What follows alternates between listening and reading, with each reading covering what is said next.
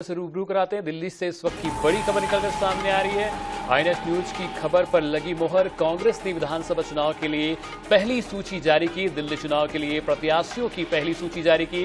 पहली सूची में 21 प्रत्याशियों के नाम शामिल। नई दिल्ली सीट से संदीप दीक्षित लड़ेंगे चुनाव। इस वक्त की बड़ी खबर हमारे टीवी स्क्रीन पर आपको दिखा रहे हैं। खबर का असर हुआ है। यहां पर नई दिल्ली सीट से आईएनएस न्यूज की खबर का असर पर मोहर लगा हुआ है।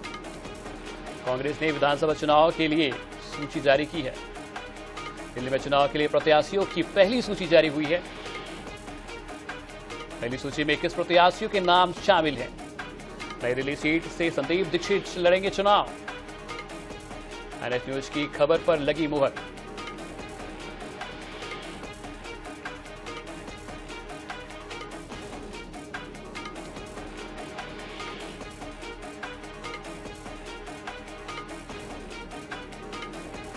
Surajpur INS news